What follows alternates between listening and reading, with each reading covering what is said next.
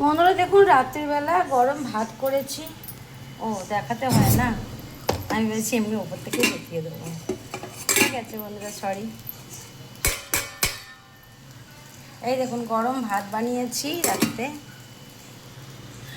আর 3টে ডিম, একটু আলু পেঁয়াজ। দেখুন কীভাবে বানাই চটপট করে। এই তো ডিমটা ভেজে নিচ্ছি বন্ধুরা। আগে থেকে আমি নুন হলুদ মাখিয়ে রেখেছিলাম। খুব সহজ রান্না, একটা ছোটো বাচ্চাকে দিলে ও বানিয়ে যাবে দেখুন।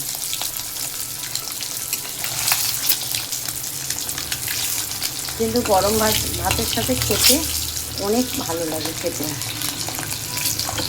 শীতের সময় বন্ধুরা সব কিছুই ভালো লাগে, খারাপ কিছু লাগে না।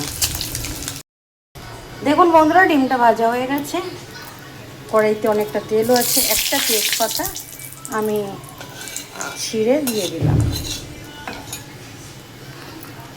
আগে কোনোদিন আমরা রান্না করেছেন বন্ধুরা? যদি না করে থাকেন তাহলে করবেন, অবশ্যই করবেন।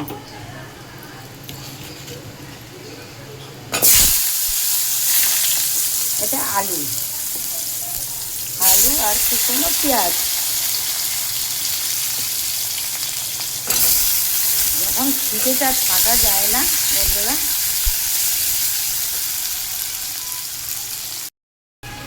বন্ধুরা, আমি নুন দিয়ে দিলাম।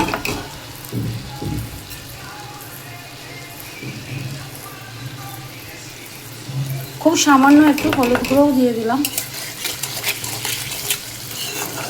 আমার মাই রান্নাটাকে বলতো ডিমের, অবশ্যই পোলট্রির ডিম দিয়ে না, হাঁসের ডিম দিয়ে, বলতো ডিমের হলুদ ঝোল। যখন খুব খিদে পেত আমার বন্ধুরা, তো মা ছটপট করে এটা বানাতাম।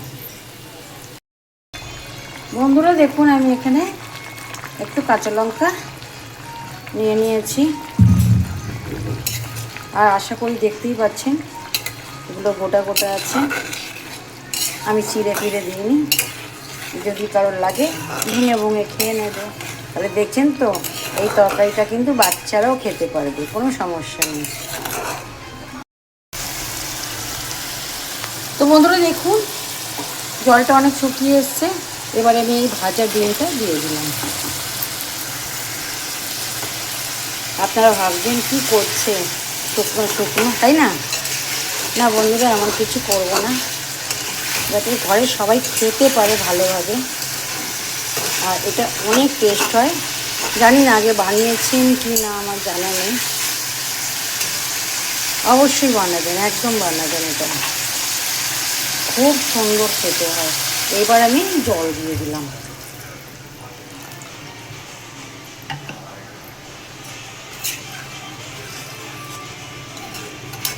যেহেতু আলু অনেকটাই হাফের বেশি সেদ্ধ হয়ে গেছে, ওই জন্য আমি জলটা কম দিলাম বন্ধুরা। কেন 5 মিনিট আমি জাল দেবো, আমি নামিয়ে নেবো, তাতে অনেকটাই ঝোল থাকবে। কারণ আমার ডিমটাই তো কম বন্ধুরা। আর যদি আপনারা 6-7টা ডিম দিয়ে করেন, আর একটু জল দেবেন, কিন্তু অবশ্যই একবার হলেও খাবেন এইভাবে বানিয়ে।